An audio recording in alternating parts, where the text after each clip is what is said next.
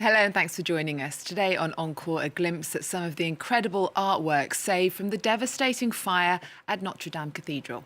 The exhibition opens this week in Paris at the Cité de l'Architecture, as Emerald Maxwell reports. Dawn has barely broken, but preparations are in full swing at the Cité de l'Architecture. All precautions are in place for the delivery of this artwork, one of 22 oil paintings evacuated from the Notre Dame Cathedral fire in 2019. Since restored, it's the first piece to be included in this exhibition. It's got all its original colours back, and we'll show it at ground level, whereas it will be hung a little higher when it returns to Notre Dame. The work wasn't damaged by the flames, but painted almost 300 years ago, time had taken its toll. It's been painstakingly restored inch by inch over months using cotton buds. Restorers used the same technique to gently clean Notre Dame's 2,000 stained glass windows, soiled by decades of pollution. This one was restored by a master glassmaker in Troyes to the southeast of Paris. It will now help to give back the cathedral its former radiance. It's really got transparency back there. It's quite impressive. I've never seen the blue this clear. 12 apostles and 4 evangelists also proudly occupy this room. The 3.5-metre-high statues are, in a sense, the miracles of Notre Dame. Before the disaster, they looked down from the cathedral's roof near the famous spire. But by a twist of fate, they'd been safely removed 4 days earlier to allow for scaffolding to go up. The statues were given a facelift in the Dordogne and have gone from green back to black. We removed the oxidation and repatinated them as they would have been originally. Another star of Notre Dame, its great organ. Now cleaned of the toxic lead from the blaze, some of its 8,000 pipes will be shown to the public. Like the paintings, windows and statues, they'll return to their rightful places in the cathedral in 2024. Next to an artist renowned for combining delicate needlework with painted canvases to celebrate female empowerment and sexuality. French-Egyptian artist Ghada Amer's first retrospective in France is being held in the port city of Marseille. The exhibition is at 3 different sites across the city, including the Museum of Civilizations of Europe and the Mediterranean. Oliver Farry reports. Ghada Amer's professors at the Villa Arson Fine Arts School in Nice advised her against painting because she was a woman. They believed a woman would be better suited to cooking or sewing than work in an artist's studio. But this resilient, free-thinking artist persevered, latching onto gender stereotypes, all the better to subvert them.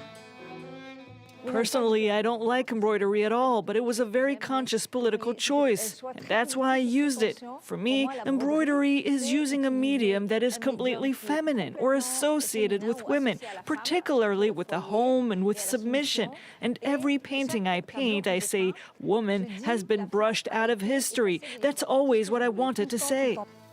Her work, often provocative without being crass, is intended to spark a reaction. Fleeing racism and misogyny in France, Ghada Amer moved to New York, where she soon made a name for herself.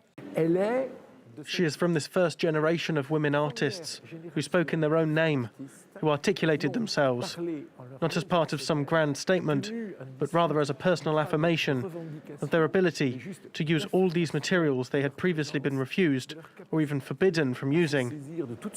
She knows she is an artist and at the same time a symbol.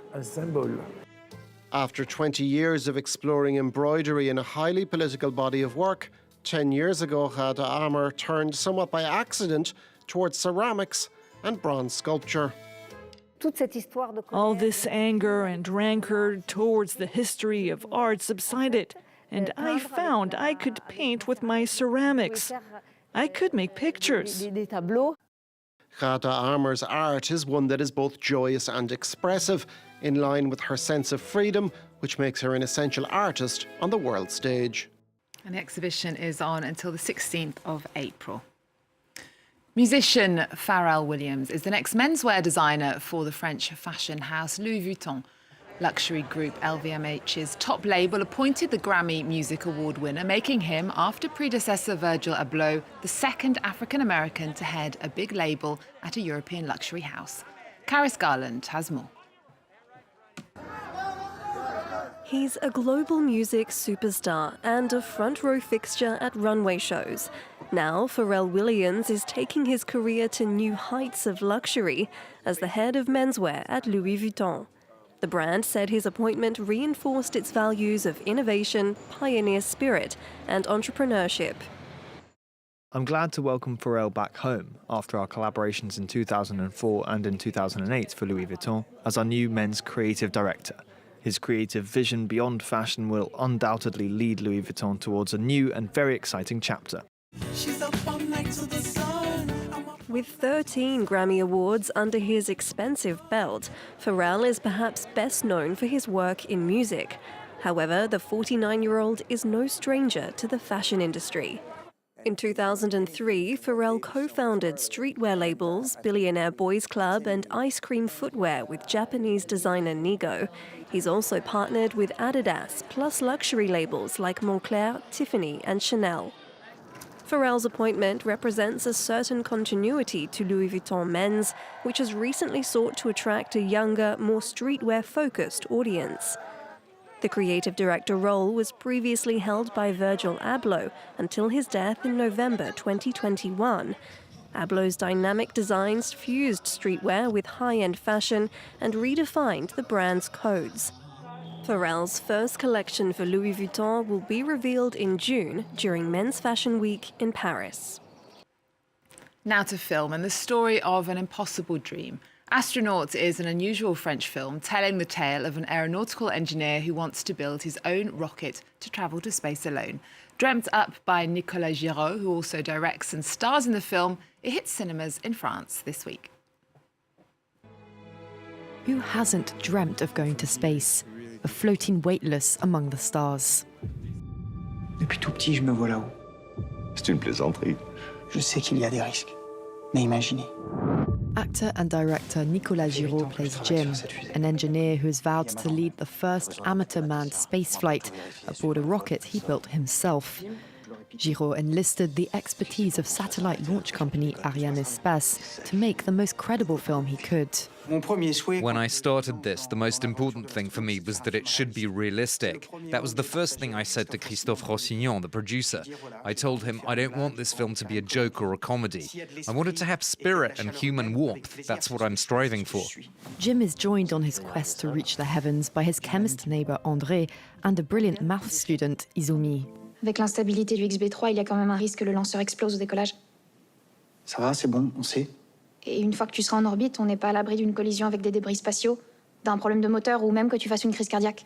Jim also gets help from a disillusioned former astronaut played by Mathieu Kassovitz, who becomes determined to repair his reputation after a failed mission. Tu as 15 minutes d'oxygène. Il a été cassé par... He was broken by what he went through, and so he rebels. And that's why he decides, despite it all, to share his knowledge. Je suis pas venu jusqu'ici pour qu'on se fasse arrêter à 3 jours du décollage. Fais-moi confiance. Tout se passera bien. Leaving the Earth changes a person, says this former astronaut and advisor to the film.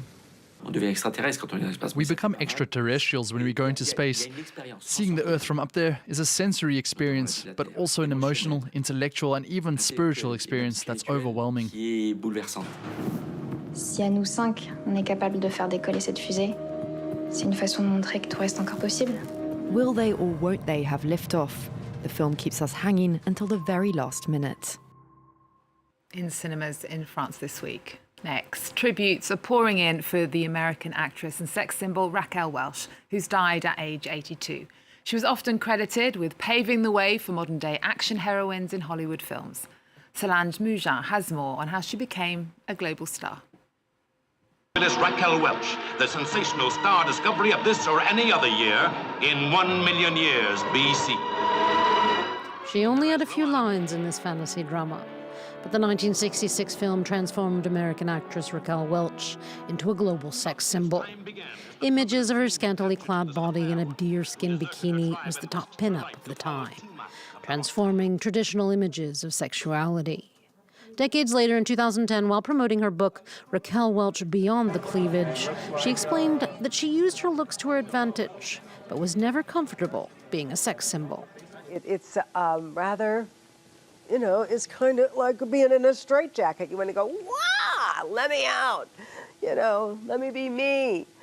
Does anybody care? I'm here I am, inside. Born in Chicago in 1940 and of Bolivian heritage, Welch moved to California as a young girl, winning beauty pageants and working as a waitress and weather announcer before making it big in Hollywood.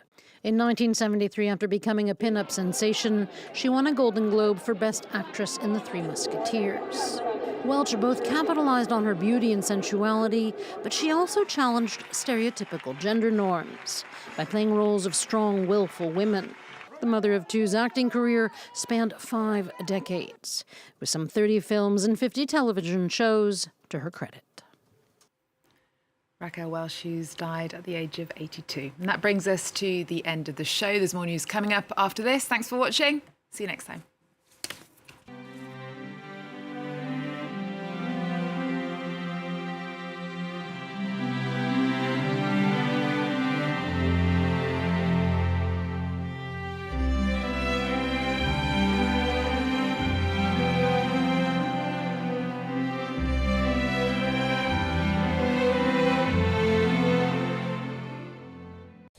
They're known for their cuisine and saying hello with a kiss. They only work 35 hours per week, when they're not on strike, that is. How true are these clichés about France? Every week, Florence Villeminot tears apart stereotypes. Join us for insight into French culture and current events to understand what makes the French so unique.